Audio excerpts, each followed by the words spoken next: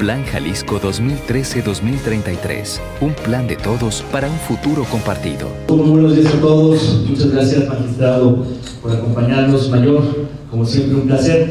Bienvenidos todos esta mañana a esta serie de mesas sectoriales en torno a el gran tema que es el de paz y justicia. Un tema que, como todos ustedes han estado enterándose por la prensa, ha sido una de las agendas más importantes de la administración entrante y en general creo que del país en su conjunto. Déjenme platicarles un poco sobre el contexto del Plan Estatal de Desarrollo para que se entienda, digamos, el sentido y ubicación de estas mesas sectoriales ubicadas en este eje de gobierno que es el de la paz, seguridad y justicia. El Plan Estatal de Desarrollo, como ustedes saben, es un instrumento de planeación que por ley tienen que presentar todos los ejecutivos del país en un plazo no mayor a los primeros 6 meses de gobierno. En el caso de la administración del gobierno del Estado, ese plazo se vence el 30 de agosto, de modo que estamos apenas en tiempo para concluir su integración. Sin embargo, desde el 2007, que se reformó la Ley de Planeación del Estado de Jalisco, este estado, junto con otro más, Guanajuato, son las únicas 2 entidades del país que tienen una legislación sobre planeación democrática distinta al resto del país, incluido el gobierno federal. Y me refiero a que el plazo que marca la ley para elaborar los planes de desarrollo no son del término de la administración, en este caso de 6 años o en el de un municipio de 3 años, o como el Plan Nacional de Desarrollo que se acaba de presentar por 6 años, 2013-2018. No, en Jalisco el plazo es mayor, se abre, se deja abierto a un plazo, a un largo plazo, y de ahí que el Plan Estatal de Desarrollo de la administración pasada se haya planteado como un plan 2007-2030. De modo que hoy por hoy, mientras no exista una actualización, una reelaboración del plan, el plan vigente es el pasado. A diferencia de la mayoría de las entidades del país, donde el plan caduca necesariamente al término de la administración, en Jalisco se modificó la legislación para tener una visión de más largo plazo. Pero además, esta legislación pone el énfasis en la planeación compartida o democrática entre Estado y sociedad. Es decir, pone el énfasis en la incorporación de los actores no gubernamentales, como la academia, la iniciativa privada, los medios de comunicación, las organizaciones de la sociedad civil, en la planeación democrática. Y ese es un punto también fundamental que le da una naturaleza distinta a la planeación. Y tercer elemento, que cuando se refiere al gobierno o al Estado con mayúscula, se refiere a los distintos órdenes de gobierno y sobre todo a los distintos poderes públicos. Y en ese sentido a mí me da muchísimo gusto que nos acompañe Espartaco, magistrado del Supremo Tribunal, en esta mesa, en esta inauguración, porque precisamente es muy importante que esté presente en la planeación del Estado el Poder Judicial, así como el Poder Legislativo, con el que hemos estado ya trabajando, incluso en un propio plan estratégico de desarrollo del Legislativo, que por primera vez en la historia el Congreso local tendrá un instrumento de planeación de largo plazo, y lo mismo con otras instancias autónomas que tienen que tener a su vez planes estratégicos de desarrollo de largo plazo. Dicho esto, las 3 características, largo plazo, Estado, sociedad y Estado entendido como el conjunto de poderes y organismos públicos, hace de la planeación en Jalisco una planeación sui generis y quizá la de más avanzada, al menos en lo que corresponde a la ley, a lo que plantea la norma. Ahora bien, lo que está enfrente es el reto de que eso se ponga en práctica. Y para ello, lo que hemos iniciado es una consulta participativa ciudadana muy amplia, que contempla un número muy importante de instrumentos de consulta que van desde estas mesas sectoriales, donde por eje, agrupadas en torno a los 5 ejes de gobierno: sustentabilidad y medio ambiente, desarrollo económico, desarrollo social, justicia, paz y seguridad, que es esta, y gobierno, y básicamente que contemplan a su vez distintos temas. Este es de los ejes más chicos, pero hay ejes que tienen el doble de mesas. Básicamente ahí se abarca todo, y estamos invitando a los distintos actores y sectores, expertos, especialistas en los distintos temas. Ese es apenas un instrumento. Los otros son una encuesta ciudadana muy importante que nos va a permitir tener una radiografía muy precisa de las prioridades, expectativas, problemáticas de los ciudadanos del Estado. También tenemos contemplado una serie de foros regionales en las 12 regiones del Estado, una página web para una consulta interactiva, un cuestionario a organizaciones dirigidas, un cuestionario dirigido a organizaciones públicas y privadas, redes sociales, aplicaciones, una electrónica itinerante. Vaya, es un sinnúmero de instrumentos que nos van a permitir que entre todos se complementen y tengamos una buena radiografía de lo que está ocurriendo en el Estado y de lo que la gente aspira a que esté plasmado en el plan. También vamos a revisar lo que ya existe. Se ha dicho de manera reiterada que Jalisco está sobrediagnosticado, y creo que es así. Hay muchos estudios muy serios desde las universidades, desde los centros de investigación, desde la iniciativa privada, desde el propio gobierno, que han mapeado, diagnosticado claramente los distintos sectores, actores y demás, incluso observatorios ciudadanos que también han hecho trabajos de investigación. Y en ese sentido también vamos a recuperar lo hecho. No vamos a partir de cero. Hay diagnósticos muy importantes, empezando precisamente por el Plan Estatal de Desarrollo 2007-2030, que francamente es muy bueno, simplemente que hay que de alguna manera actualizar y relanzar, porque en 6 años han cambiado muchas cosas. Antes no había redes sociales, hoy están premiando fuertemente. Antes no había algunas carreteras, hoy están. Antes no había vocacionamientos claros en algunas regiones, hoy ya cambiaron incluso. En fin, hay cuestiones que se mueven, y de ahí la importancia de una actualización. Y de ahí también que se esté planteando este Plan Estatal de Desarrollo al 2033, que es una fecha arbitraria, pero es una visión a 20 años, 2013-2033. ¿Qué va a ocurrir en 2033? Nada, precisamente por eso, porque no queremos que coincida con un cambio sexenal, ni con un ciclo político electoral, sino en un año común y corriente. Evidentemente este plan se va a tener que actualizar, relanzar o cancelar en 2018, en 2024, en 2030, pero queremos sentar algunas bases de planeación de largo plazo que sirvan a las futuras administraciones para que retomen el rumbo y la continuidad de las políticas públicas, así como ahora lo estamos haciendo nosotros. Pero además el plan contempla una serie de insumos y de componentes muy importantes. Yo sé que muchos de ustedes, cuando se les hizo la invitación, dijeron, bueno, vamos a ver si vamos. Se trata de un ritual sexenal, una vez más, de ir y decir lo que uno cree, que uno debe de estar en el plan y demás. Dedicar una mañana a una cuestión de ese tipo no es fácil, lo cual yo agradezco muchísimo, pero déjenme decirles que esto es el inicio de un proceso mucho más largo y permanente que solamente un rito que se va a repetir ritualmente cada 6 años. Y eso lo vamos a hacer a través de la evaluación y el seguimiento del propio Plan Estatal de Desarrollo. Antes de decirles cómo, me parece importante diferenciar los distintos instrumentos de planificación que tiene el Estado.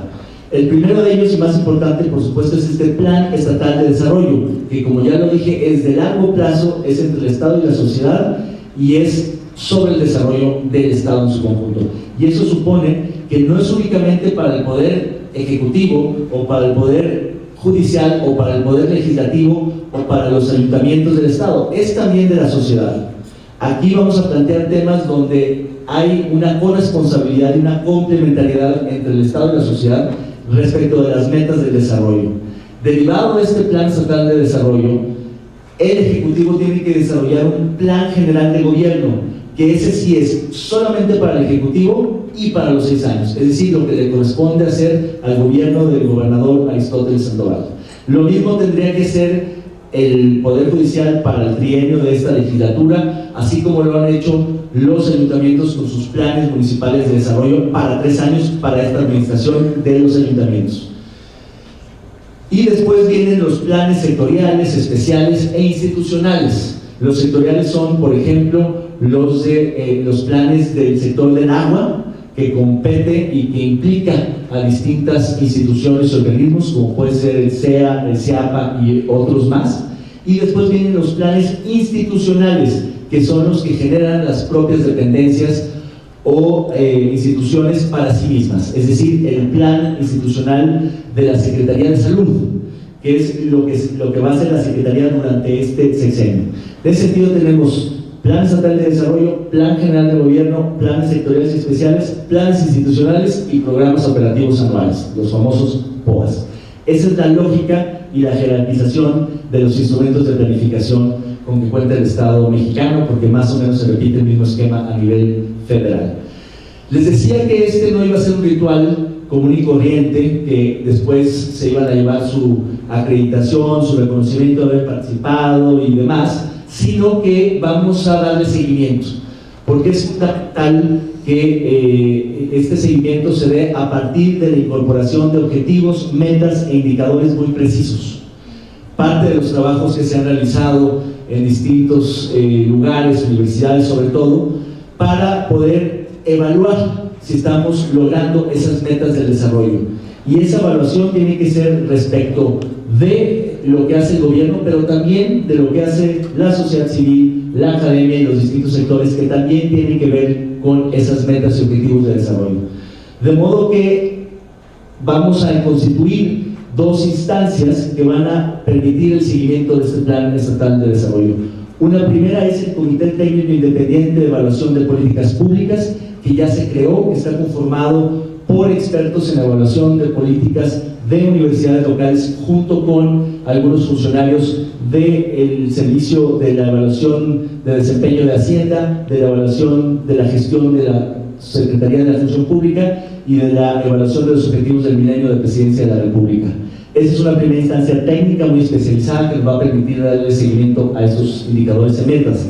Una segunda será el Consejo Ciudadano de Evaluación, que ha solicitado que se cree el gobernador, donde se van a integrar muchos de los que quieran seguir participando de estas mesas, que va a ser menos técnico, más incluyente, más ciudadano, más amplio y sobre todo a partir de sectores muy claros, como son los que aquí están presentes. Y en ese sentido, con esas dos instancias le vamos a poder dar seguimiento al plan, mucho más en un sentido correctivo que punitivo. Se trata de ir viendo si estamos caminando en el rumbo correcto, si estamos cumpliendo las metas. Y la planeación de largo plazo permite eso de manera mucho más sencilla que en planes muy apretados o de muy corto plazo.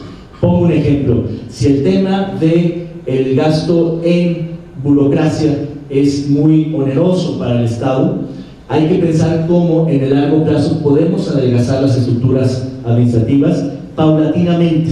Una reforma muy drástica en esa materia es muy complicada de llevar a cabo, pero en un plazo de un sexenio o mayor de 20 años, con una visión de futuro, es posible ir adecuando las estructuras de modo de llegar a metas que se planteen de manera consensuada entre los distintos actores, tanto expertos como no expertos en una materia como es esa. Y así, de esa manera, el Plan Estatal de Desarrollo tendrá una vigencia permanente que no necesariamente sea únicamente al inicio de una gestión y después se olvide el instrumento. No, hay que buscar que sea verdaderamente un instrumento rector y orientador de los esfuerzos del gobierno y de la sociedad en su conjunto. Y para eso, una última etapa que es fundamental es la de la apropiación del instrumento. Si no logramos que todos los actores, tanto de gobierno como fuera del Estado, tengan el plan como un referente para digamos, orientar sus acciones, entonces no tendrá sentido ni éxito un instrumento de ese tipo. Hay que apropiarlo, hay que incluir a todos y que todo el mundo se vea reflejado en él para que pueda, insisto, orientar esas acciones. Así que el plan es apenas el inicio de un esfuerzo mucho más amplio que solamente esta primera consulta. Tendrá que ver con la rendición de cuentas que de manera permanente tendremos que estar haciendo en función de la consecución de estas metas. Eso es todo por mi parte y yo le pasaría la palabra primeramente al magistrado para que nos platique un poco de lo que están haciendo en el propio Poder Judicial. Muchas gracias. Hablar de los desafíos para el Poder Judicial del Estado de Jalisco en materia de justicia y paz es hablar de la más alta aspiración humana. La aspiración no es nueva, pero requiere una renovación constante. Se vuelve un reto complejo porque implica mucho más que la sola aplicación de la ley. La sociedad es dinámica y evoluciona de manera continua. El Estado reconoce al derecho como el único instrumento idóneo y legítimo para concretar esos cambios de justicia y paz que todos requerimos. Una justicia que sea pronta, profesional, completa, imparcial, precisa, pero también muy clara, como aquí se ha hablado. Una paz entendida no solamente como la ausencia de violencia, sino una paz que implica la inclusión de los excluidos, acompañada de equidad, verdad, ética, solidaridad y sobre todo justicia para todos. En el Supremo Tribunal de Justicia compartimos el sentir social que reclama una nueva visión para procesar litigios y dirimir controversias. El debido proceso, la seguridad jurídica, la tutela jurisdiccional, los derechos humanos son la guía que hoy dominan el ejercicio de la función judicial para superar cualquier injusticia. Históricamente, estamos inmersos en la mayor transformación que ha vivido nuestro país en materia de justicia penal. Jalisco se viene preparando para cumplir con estos desafíos. El gobernador del estado, Jorge Aristóteles Sandoval Díaz, convocó a los 3 poderes de gobierno para la conformación del Consejo para la implementación del nuevo modelo de justicia penal, incorporado en junio del año 2008. Esto como un paso decisivo para cumplir con el plazo constitucional fijado para el año 2016. El reto es la adecuación de al menos 16 ordenamientos relacionados con la implementación del nuevo modelo de justicia penal acusatoria, así como la capacitación y profesionalización de todos los operadores involucrados con su funcionamiento en los distintos ámbitos de su actuación. El nuevo sistema de justicia no se limita a una forma de procesar litigios, como ya lo dijimos. Se trata de ampliar las perspectivas para lograr la excelencia en la comunicación entre individuos e instituciones a fin de lograr una justicia clara y de calidad. En estos momentos en el Poder Judicial, nuestra actitud es de cambio, nuestra actitud es de propuestas, nuestra actitud es de hacer, es de prepararnos para cumplir esta nueva etapa. Esa es nuestra propuesta. El Supremo Tribunal de Justicia entiende que el cambio no es exclusivo en el ámbito penal, se extiende a todos los procedimientos jurisdiccionales, pero también en el ámbito administrativo. La contribución que el Poder Judicial hace en el camino hacia la paz en el Estado de Jalisco es la impartición de justicia, y en ese objetivo estamos trabajando. Muchas gracias. Hay mucho que hablar también de la protección civil. Les voy a pedir a ustedes que me disculpen, quiero hacer la palabra a mi escritor particular, Ignacio Ávila, para poder hacer nuestro comentario, por favor. En el marco del año conmemorativo de Belisario Domínguez, cito una frase célebre de este hombre que fue un notable ciudadano y político: si cada uno de los mexicanos hiciera lo que le corresponde, la patria estaría salvada. Hablar de compromiso, hablar de responsabilidad, hablar de entrega, es hablar de la protección civil. Hoy los mexicanos nos encontramos en una época de grandes cambios, de grandes avances, y precisamente algo que debe cambiar es la cultura de protección civil. Frente a la población, hoy Jalisco tiene un nuevo brío, una esperanza viva en una gobernanza entre gobierno y ciudadanos. Hoy Protección Civil tiene el gran reto de transmitir y plasmar esta visión de servicio de aquí a 20 años. Este Plan Estatal de Desarrollo 2013-2033 nos convoca a todos a mirar hacia el futuro con visión, a planear, a capacitarnos todos, ciudadanos, funcionarios, empresarios, académicos, todo jalisciense, para estar al día en todo lo concerniente a posibles contingencias. A la Unidad Estatal de Protección Civil y Bomberos nos llena de orgullo ver hoy este gran interés por transmitir conocimiento, por plantear un futuro, por planear un rumbo y marcar una dirección. Esto es lo que cualquier sociedad necesita: un rumbo firme con el compromiso compartido, una interdependencia real entre todos, porque así lo digo, todos necesitamos de todos, y hoy Jalisco te necesita a ti. El día de ayer en Palacio de Gobierno se instaló y se le tomó la protesta de ley al Consejo Estatal de Protección Civil, mismo que fue presidido por el señor gobernador Jorge Aristóteles Sandoval Díaz, en su calidad de presidente del mismo consejo. Esto da por parte del gobierno una muestra de la responsabilidad y del compromiso por atender los temas medulares en esta entidad. Hoy en Jalisco se están escuchando las distintas voces de la sociedad para formar equipo, para formar una verdadera sinergia que abone en una ciudadanía proactiva, creciente y participativa. Tanto nos ha dado esta tierra que debemos de retribuirle. Jalisco, además de tener una sociedad que es como una gran familia, Jalisco es símbolo de México. En el mundo conocen a Jalisco por ser la cuna del mariachi, el tequila y la charrería. Son símbolos de la mexicanidad en cualquier rincón del mundo. Jalisco suena, Jalisco vibra, y Jalisco es reconocido en todos lados por su gente.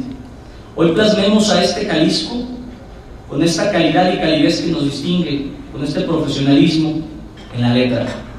Plasmemos nuestros anhelos y nuestros sueños de cómo queremos a Jalisco en 20 años y traduzcamos esto a la práctica, a los hechos. Hagámoslo juntos para que un día la protección civil se escuche en todo el país y más allá de las fronteras de México. Muchas gracias.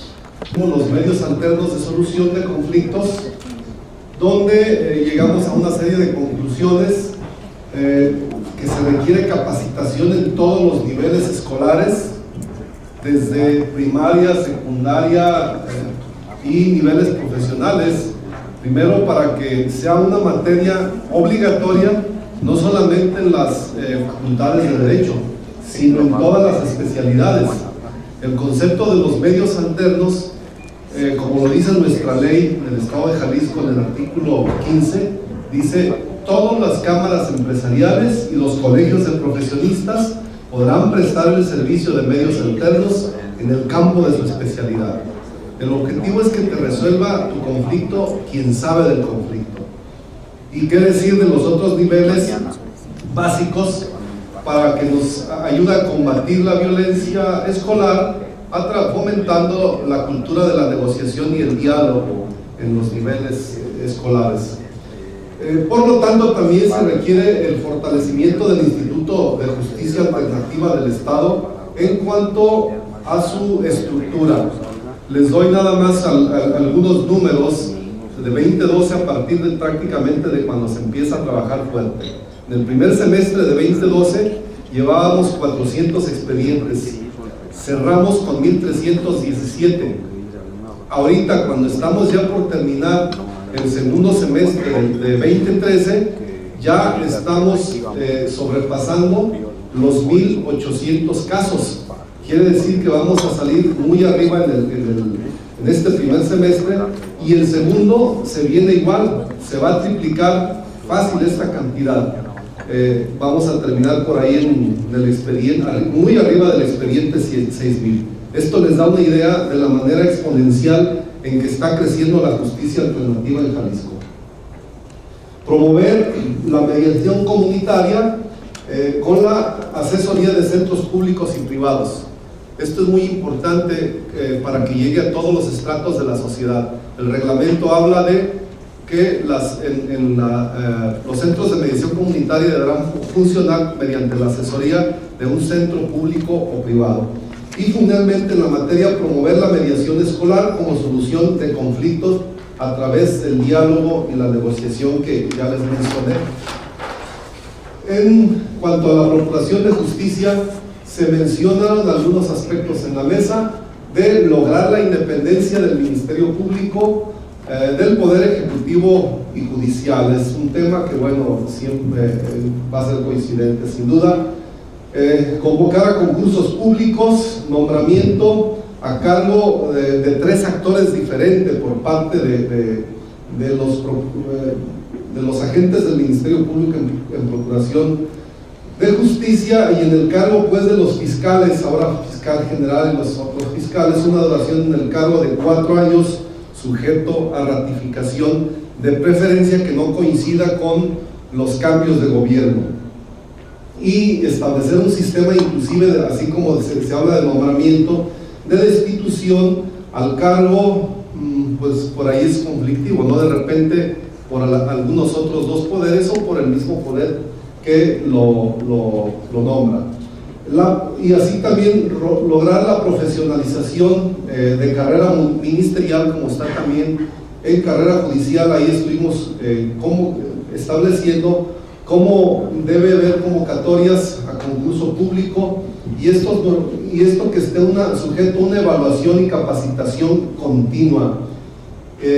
Así como se dan fomentar los incentivos, también premiar la eficacia en la prestación del servicio público y sancionar a los que no lo llevan también con esa eficacia, pues para establecer otros espacios.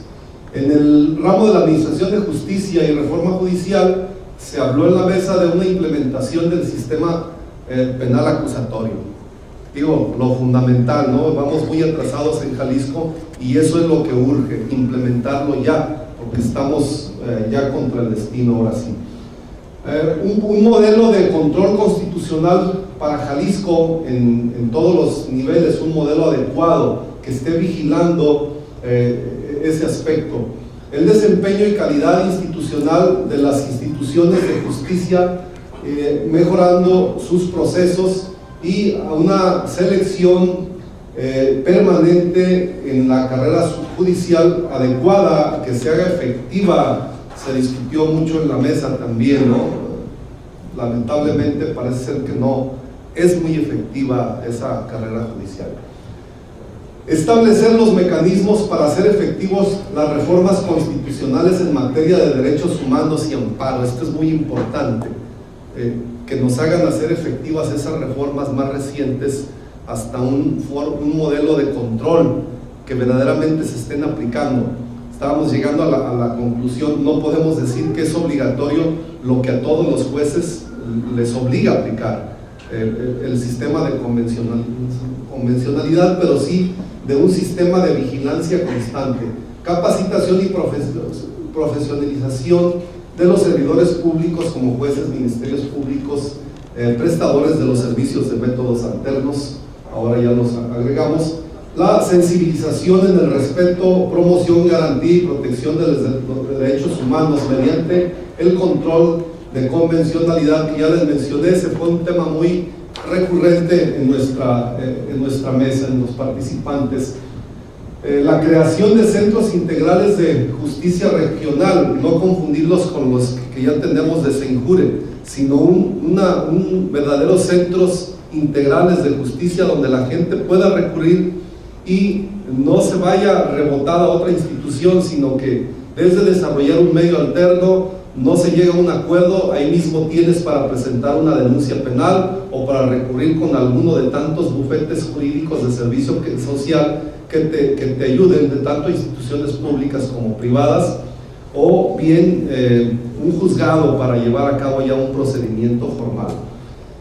Unas instancias encargadas de procurar y administrar la justicia, y bueno, finalmente en materia de protección civil no nos quisimos quedar ahí a un lado, y sí establecer una vigilancia adecuada con todos los municipios para que utilicen verdaderamente los recursos en materia de protección civil y lleven un control adecuado de que se esté prestando, obviamente en coordinación con el órgano rector a nivel estatal. Eso fue lo de nuestra mesa. Muchas gracias a todos. Participaron en esta mesa la doctora Claudia Verónica Gómez Varela, quien es académico de la Universidad de Guadalajara, el doctor Gerardo Pérez Miramontes, quien es académico del ITESO, el licenciado Alejandro Malacara Ortiz de Montellano, quien es abogado especialista en propiedad intelectual. Y bueno, los puntos fundamentales de nuestra mesa, tratamos de priorizar o al menos dos objetivos, y consideramos que un objetivo debe ser fortalecer la cultura de la legalidad en Jalisco, y el segundo objetivo es prevenir el delito. Como estrategias, pues se enuncia como una primera estrategia educar para la paz, la ciudadanía y los derechos humanos. Esto significa que desde nuestros jóvenes que ingresan al nivel primario, pues deben empezar con esta educación. Igualmente es necesario promover la solución alterna de conflictos. Esto es crear una cultura que sirva a la resolución alterna Igualmente es necesario recuperar espacios públicos, recuperar tu ciudad, que puedas caminar libremente por tu ciudad y que puedas convivir libremente con los ciudadanos que viven en esta ciudad. También nos parece importante que debe promoverse el uso de tecnologías y control de gestión en la Procuración de Justicia. Igualmente pensamos que es necesario desarrollar programas de comunicación pública para mejorar la imagen de las instituciones y también para promover la confianza en las mismas y prevenir el delito. Finalmente creemos que debe desarrollarse una política que priorice la atención a los delitos de alto impacto. Nosotros observamos estadísticamente cómo en las prisiones de Jalisco un alto número de personas, 60% aproximadamente, pues tienen sentencias que son menores a 6 o 7 años. Esto quiere decir que la política pública en persecución del delito se está centrando no en los delitos de alto impacto, sino en delitos muy globales, ¿no? Finalmente, aun cuando no lo anotamos en las conclusiones, coincidimos con la mesa número 1 en la necesidad de, en el corto o mediano plazo, hacer realidad la autonomía del Ministerio Público, que funcione como un órgano pues, autónomo del Poder Ejecutivo.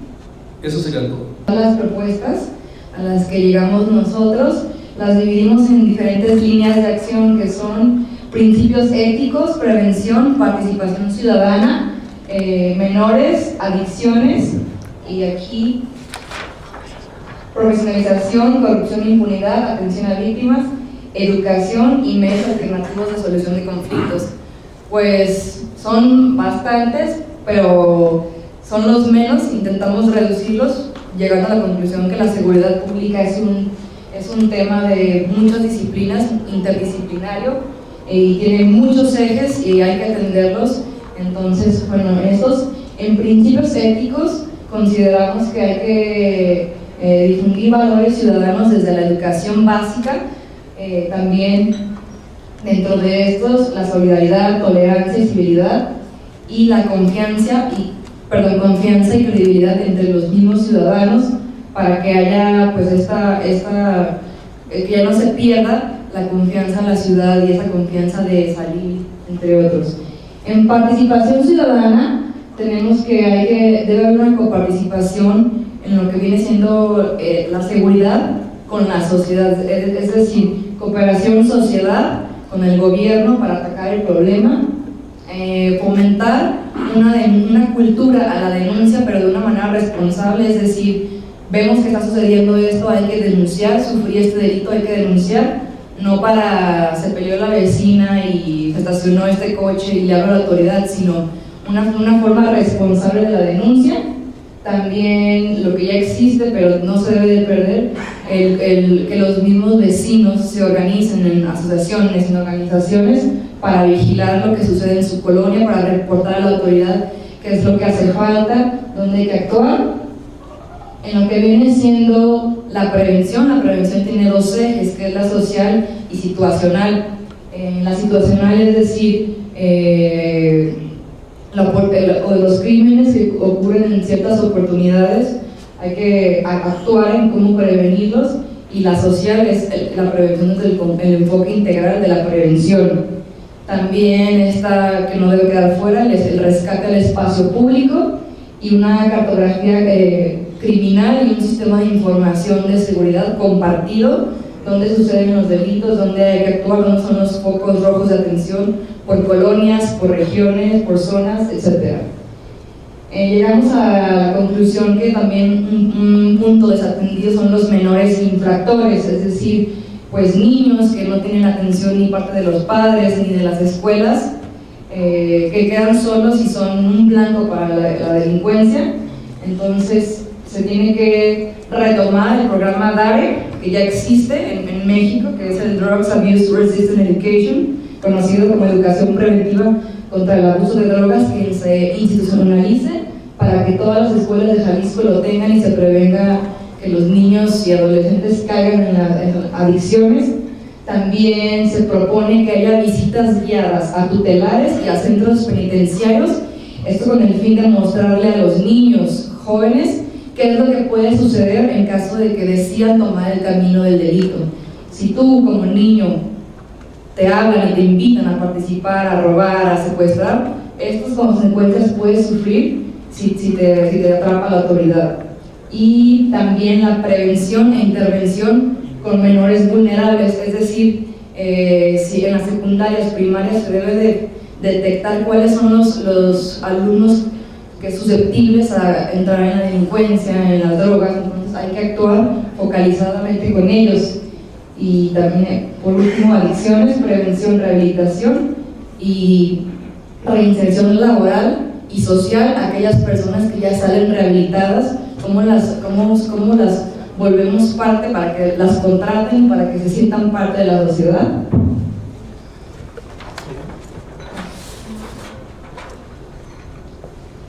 Nuestras otras líneas: educación, un sistema educativo de calidad que sea evaluable, que incluya la prevención de la violencia intrafamiliar dentro de las escuelas y una carrera docente para que vaya de la mano con la calidad, es decir, a través de evaluación y resultados, quienes imparten esas clases sean evaluados. También la profesionalización, hacer como un estilo, un sistema profesional de carrera para las personas encargadas de la seguridad pública, una policía proximal, que es aquella no que se encarga de detener, sino de identificar puntos vulnerables en las ciudades, es decir, a esta calle le falta iluminación, aquí hay menos vigilancia, aquí hay grupos de pandillas, para actuar focalizadamente. Implementar el mando único que ya se acaba de anunciar en Jalisco, este sistema acompañado de calidad y servicios evaluables a base de indicadores y un código de ética para los mismos funcionarios públicos, para las mismas autoridades policiales, es decir, un sistema de valores que se tienen que someter para recuperar la confianza ciudadana. En la parte de atención a víctimas, que es el otro lado de la delincuencia, la atención a víctimas se necesita implementar de una manera integral, psicológica, psiquiátrica, social, jurídica, una justicia restaurativa, es decir, qué sufrió la víctima en su patrimonio, en su persona, con el delincuente, para que haya justicia, no solo que se le condenó a ella, sino como una mediación. Y también la creación de un sistema integral de información de víctimas, que lo cree el Estado de Jalisco, pero también se pueda compartir con otros estados y al mismo interior, o con la Federación para el Sistema Nacional de Víctimas. En lo que viene siendo corrupción e impunidad, rendición de cuentas, transparencia y una evaluación basada en logros y resultados, en los méritos que tengan los mismos funcionarios, y también implementar los medios alternativos de solución de conflictos, que ya lo mencionó la mesa anterior también, una mediación, una conciliación policial multidisciplinaria, es decir, interviene el abogado, el psicólogo, gente especializada en conflictos y mediación, y también por último el incluir a Jalisco en el indicador mundial de la paz, es decir, implementar este indicador de paz internacional para medir a Jalisco. No sé si mi mesa cree que omití alguna propuesta o... Gusto coincidir en este ejercicio. Y bueno, algo que ya se ha comentado en otras mesas, hay muchas coincidencias. Algo que en la mesa se destacó mucho es el punto de partida de políticas públicas integrales de seguridad y convivencia. Como ya aquí se ha mencionado, es mucho más que lo penal, la parte de seguridad, de seguridad ciudadana, también es de convivencia, desde los incipientes conflictos sociales entre vecinos, en las escuelas, todas las formas de violencia, y no solamente destacar la parte penal, que a veces la inercia, la demanda social nos hace subrayar los elementos meramente penales. Efectivamente, el tema penal es muy importante porque pues, el 60% de la población sigue percibiendo que el problema más urgente a atender es el tema de violencia, el tema de la seguridad pública. De hacer la planificación de planes como esto.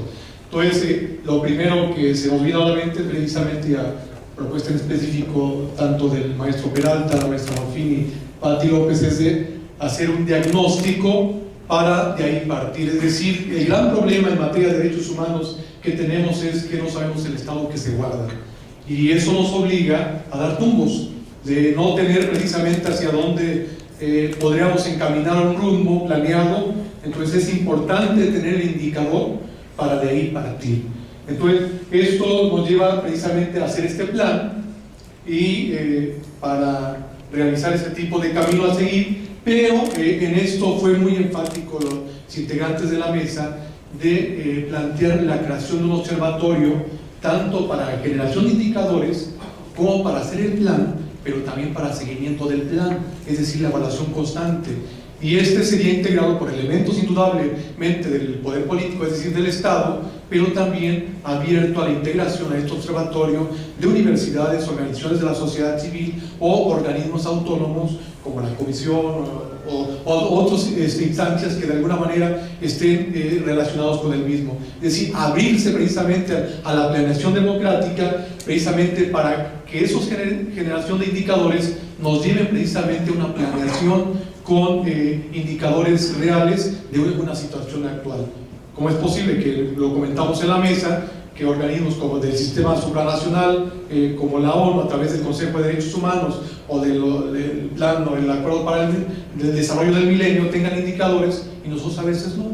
Entonces es muy importante tener ellos para poder planear. Entonces, en concreto es generar un observatorio que realice el diagnóstico, que lleve al plan, pero que también le dé seguimiento. Otro aspecto que también fue coincidente con varios de los miembros, no abundaré tanto, pero que nos lleva con la reciente, ya no tan reciente, del año 2012, construcción constitucional que obliga tajantemente el artículo primero a todas las autoridades a ser promotores de los derechos humanos, además de respetar y garantizar y reparar, pues obliga a que todos los ámbitos de competencia de las autoridades formen a su personal en materia de promoción de derechos humanos. Es decir, establecer toda una política pública que lleve a verdaderamente formar a los funcionarios, así como en la medicina.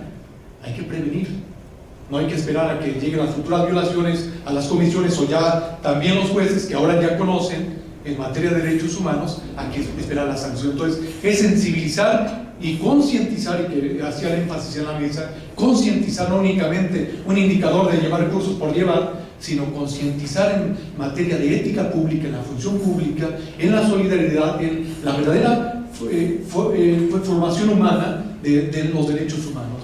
Entonces, eso nos lleva a crear esa conciencia, a educar para la paz, es decir, el pacifismo jurídico donde se respete la diferencia y la tolerancia, que nos lleve precisamente a eso, a educar para la paz en derechos humanos. Entonces, todo un programa de capacitación para los funcionarios, pero también para la sociedad. Porque a veces identificamos derechos humanos, cuestión de seguridad pública. Los derechos humanos es amplísimo, y más ahora con estas configuraciones constitucionales, que nuestra constitución local se trajo literalmente el artículo primero al artículo cuarto de nuestra constitución. Entonces ya tenemos un mandato imperativo. Ya no es que si queremos, sino que debemos hacerlo. Por eso hacemos énfasis en esto, y qué bueno que fuimos coincidentes en esta enorme necesidad de formar a los funcionarios, pero también a la sociedad, porque a veces no sabemos ni lo que tenemos, ni lo que podemos hacer. Entonces, otro punto que también fue la propuesta de hacer énfasis en la igualdad y la no discriminación, principalmente a los grupos vulnerables, y refiriéndose a ellos como son las personas con discapacidad. Y ahí voy a abarcar otros dos puntos que subieron propuestas en específico: cómo son los migrantes, cómo son los indígenas, cómo son los grupos de LGBTI, de la diversidad sexual o de todo, que es necesario atender, y que las políticas públicas sean de inclusión, que se vean, es decir, que sean visibles. A veces las personas con discapacidad no las vemos. No las vemos el hecho de decir literalmente, sino no dejamos los espacios públicos de accesibilidad para el teatro, para la escuela, para la calle. Vamos por cualquier calle y parece una de esta, ¿cómo se llama?, rusa, una montaña rusa que están así, no pueden ir las sillas de ruedas. En las dependencias públicas, en muchas de ellas, van personas de talla baja, no hay ni los pasillos, ni los mostradores están hasta por acá. Entonces, si hay un problema de visibilidad de las personas con discapacidad, igual de género, las políticas públicas de acceso equitativo a las cuestiones laborales para la mujer, que es la mujer madre de familia o la mujer madre soltera. Entonces, si hay en este tipo de la igualdad y no discriminación, está en nuestro rango constitucional a nivel federal, está a nivel local, habla de no discriminación por todo ese tipo de causas. Entonces es necesario establecer políticas públicas que se asuma en serio esto de la no discriminación y la inclusión, como ustedes, los niños, los indígenas, como ya mencioné, todos esos grupos vulnerables.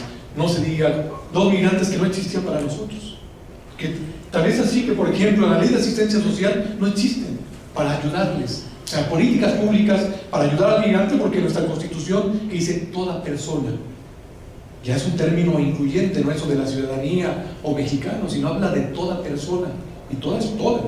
Y los migrantes hay que visibilizarlos, hay que crear políticas públicas. Por eso aquí se habla de la modificación del Código de Asistencia Social para incluirlos en el área de asistencia social. Es un drama humano el tema de la migración, no se diga la interna, sino la extranjera. Son dramas humanos. No conoce el país, no conoce la cultura, no conoce la ley, no conoce a qué instancia recurrir. Pues es un drama el que pasa y es necesario de manera urgente atender.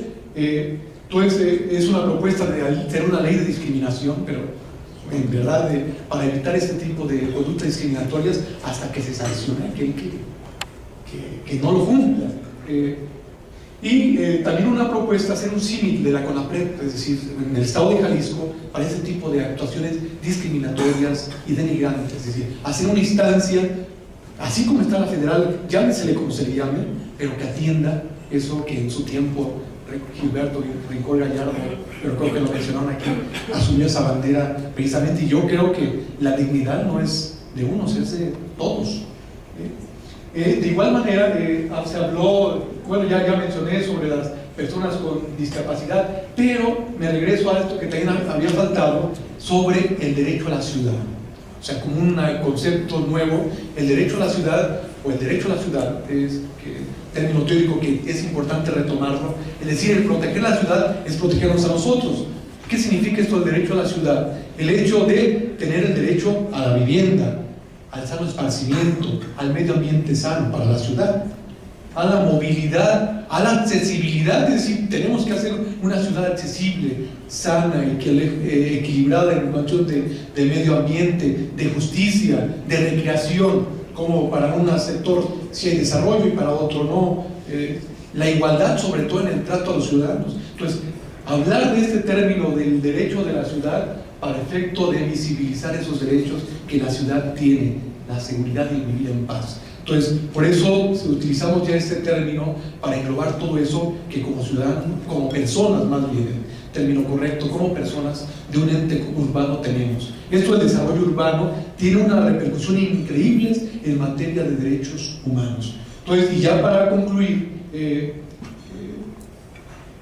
el tema que también se coincidió en otras veces, por eso va a ser muy breve, la puerta de entrada para los derechos humanos al Poder Judicial en un Estado, pues es el control de convencionalidades, es decir, la forma en que los jueces de alguna manera se auxilian de los temas de derechos humanos para resolver sus controversias, y como nos dice el artículo primero constitucional, toda autoridad debe de promover, respetar, garantizar y reparar los derechos humanos. Pues los jueces no son cosa aparte, y me llamo la justicia ordinaria a los jueces desde primera instancia. Entonces el control de convencionalidad es importante, sumarnos a la formación para las universidades, para los colegios, para el poder político, para el Consejo del Poder Judicial, realmente formarnos para que esa puerta verdaderamente esté abierta y no sea únicamente un parapeto en el papel. Entonces, eso también nos lleva, y que se ha pasado en la formación, de incluir la asignatura de derechos humanos, porque también el artículo 3º se modificó, y ese valor de la paz y el amor a la patria, la solidaridad, también se incluyó ya al rango constitucional la formación en derechos humanos. Y esa asignatura en materia educativa para la Secretaría de Educación Pública, pues da el mensaje hay que incluirla ya en la currícula como una asignatura obligatoria, porque si no, se estaría incumpliendo por omisión, ya lo dice también la Constitución, a no incluir en la formación el tema de derechos humanos. En especial se acotó, y yo creo que es materia de hacer también sobre la ley de víctimas, que a nivel federal trae temas muy importantes de reparación del daño en materia de derechos humanos, que es importante hacer políticas públicas para hacer los recursos necesarios y reservar, así como en materia federal hay una partida ya presupuestal para la reparación del daño por violaciones a los derechos humanos en el sistema interamericano, pues igual nosotros tenemos que hacer políticas públicas para reparar el daño en la relación jurídica débil, es decir, los débiles de los derechos humanos son las víctimas, y para allá van también los derechos humanos, no con esa falsa creencia que es para el presunto delincuente, sino la relación débil jurídica es la víctima y a él que hay que atender. Por eso las políticas públicas hay que hacer eficiente esa ley de víctimas. No sé si, compañeros, queda algún tema por tratar, y si no, pues agradecemos esta invitación a la cual nos sumamos desde la UDG, la Comisión de Derechos Humanos, el ITESO, consultores independientes, a este proyecto de incluir en la planeación como un derecho humano, derechos humanos, valga la redundancia. Muchas gracias.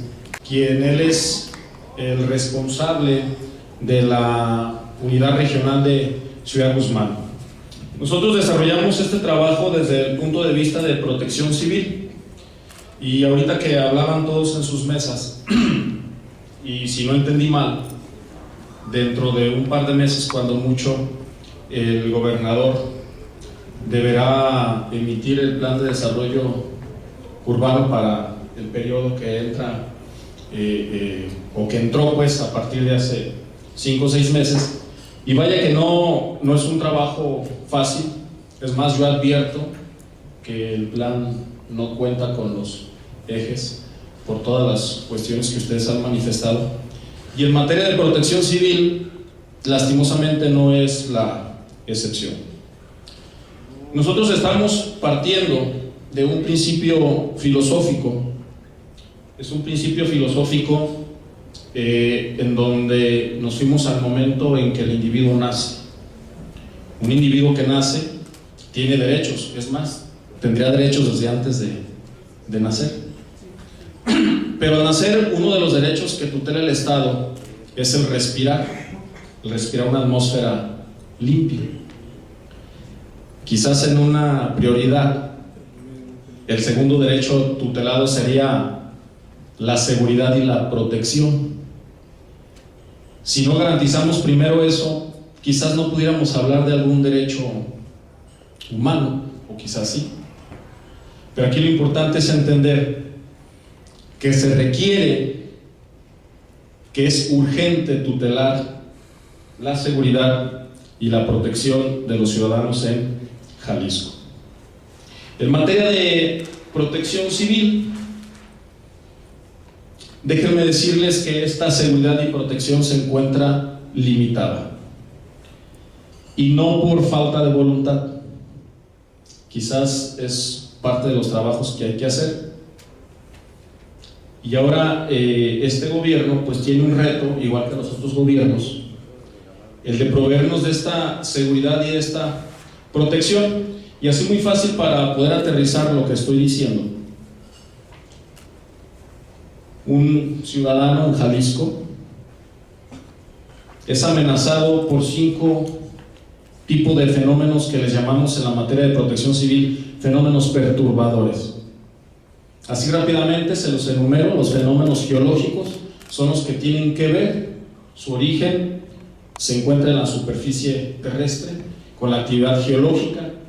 Los sismos, por ejemplo, ustedes saben, Jalisco es un estado sísmico. En nuestras costas pasa una zona de subducción que genera sismos. Nuestro estado lo pasa una franja también volcánica que también genera sismos.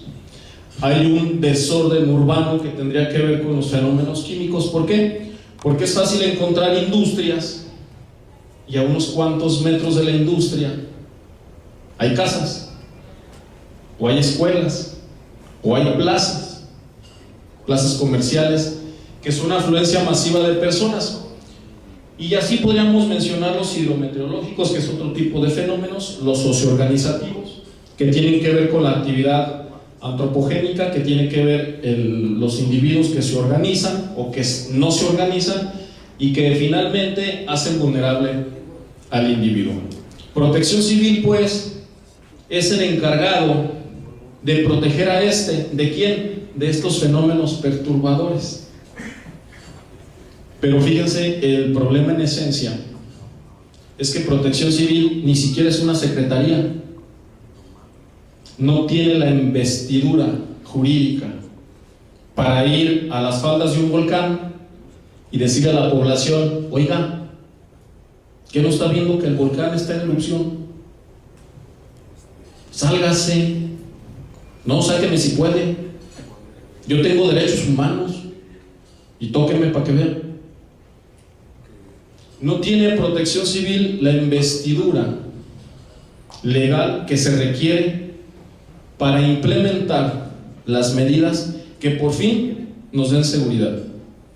Y con esa problemática llega Protección Civil a ser parte de un plan de desarrollo que les decía me preocupa, porque veo que sus ejes todavía no son sólidos.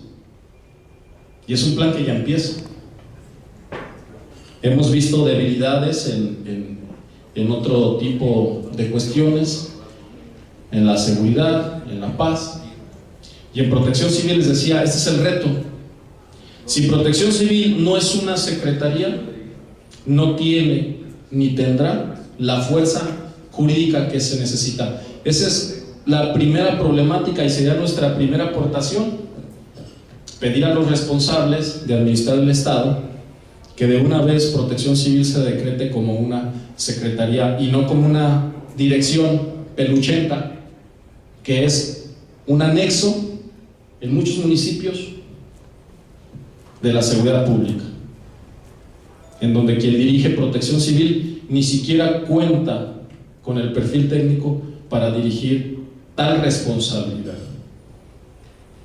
Hay municipios que inclusive no cuentan con esta dirección, y los que cuentan, les reitero, es muy tenue, no tiene la formalidad.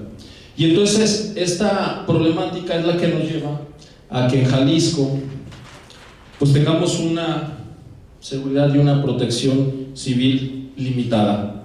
¿Qué nos da como resultado? Pues una vulnerabilidad, así de sencillo. ¿Vamos a tener más guarderías como aquella de junio de hace 4 años? Sí, es una alta probabilidad. ¿Vamos a tener que evacuar conglomerados humanos por emergencias de químicos? Sí. ¿Por qué? Porque la naturaleza está dada, las causas están ahí. Viendo el problema, pues tenemos que aterrizar y proponer, porque no se trata de detectar, se trata de proponer, y tal vez no sea una solución. Alguien decía, si tiene solución, entonces no es problema. No.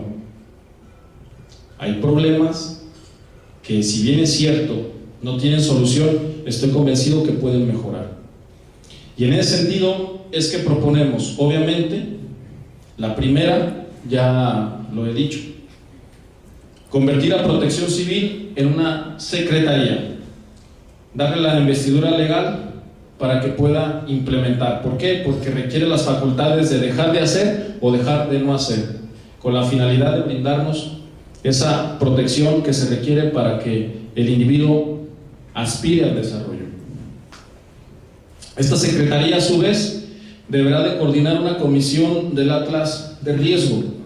El Atlas de Riesgo es un documento técnico fruto de una investigación, en donde si tú lo consultas, ese Atlas de Riesgo te va a decir, aquí donde estoy parado ahorita, a mi alrededor, qué peligros hay, de tal suerte que voy a tener un criterio para construir, o voy a tener un criterio para que lo que ya está construido cuente con medidas pertinentes que garanticen que esa planta química no le va a ocasionar un daño a un conglomerado humano que ahorita ya existe cerca de una instalación de riesgo.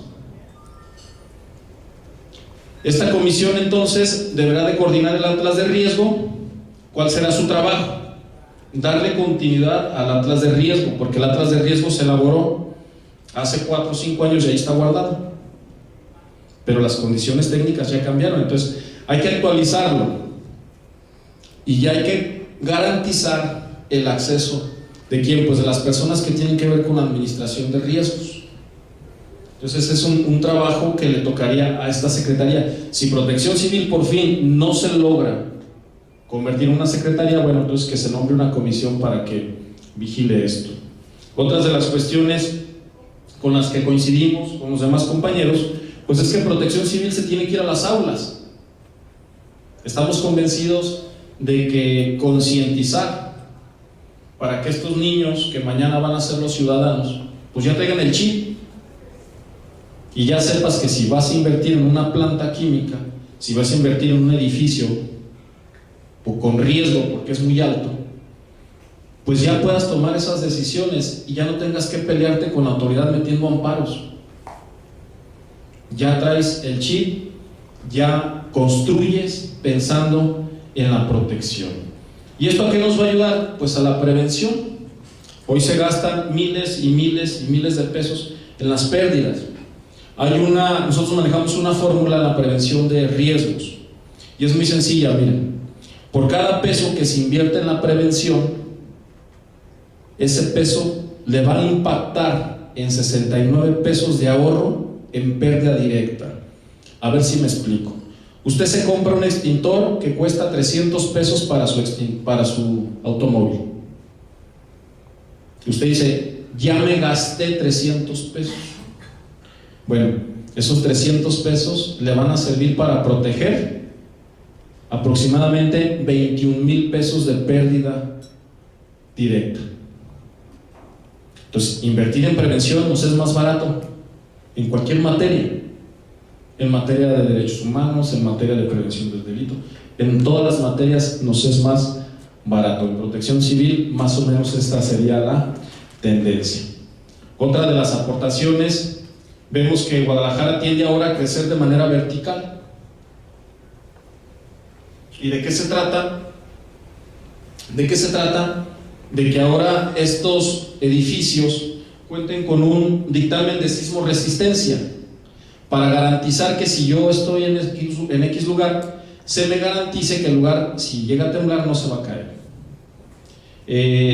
Otra propuesta es pedir un estudio de impacto en materia de riesgos a las instalaciones de altos riesgos, vuelvo a repetir, para saber si son compatibles con el lugar en donde se van a ubicar.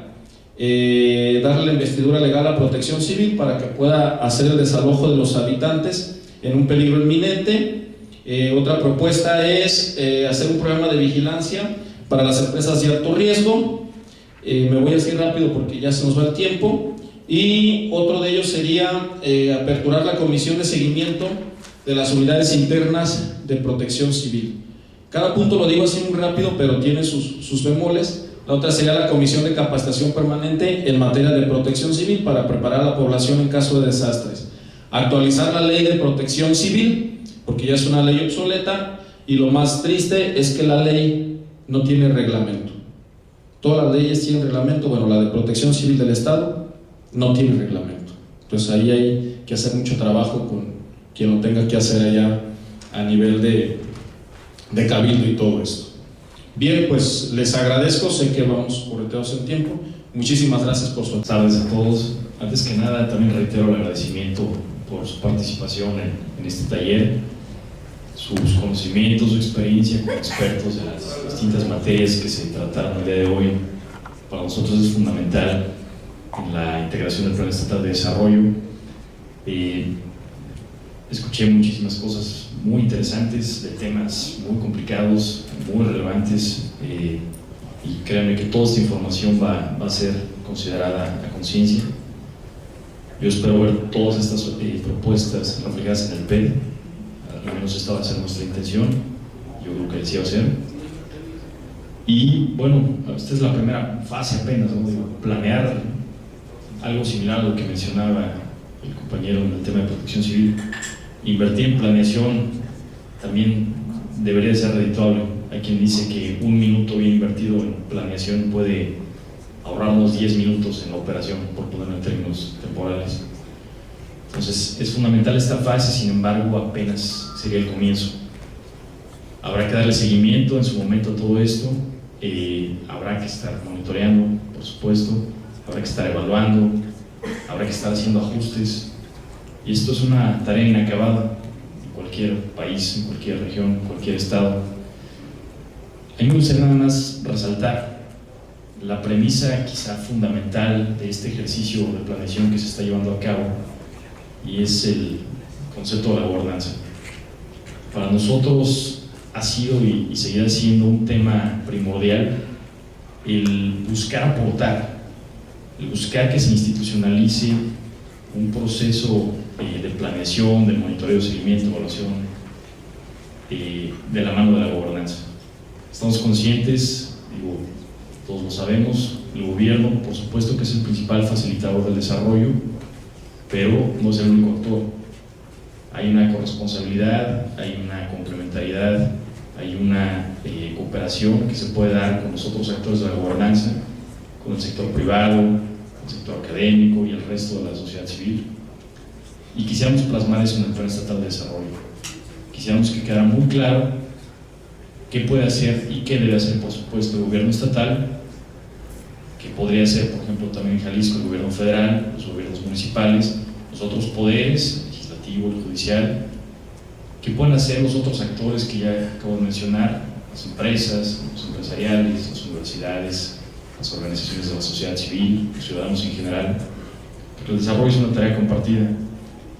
Y si todos hacemos nuestra parte, si nos coordinamos bien, si hacemos buenas sinergias, si nos ejercemos inclusive a veces pesos y contrapesos entre gobierno y sociedad, pues a todos nos va a ir mejor.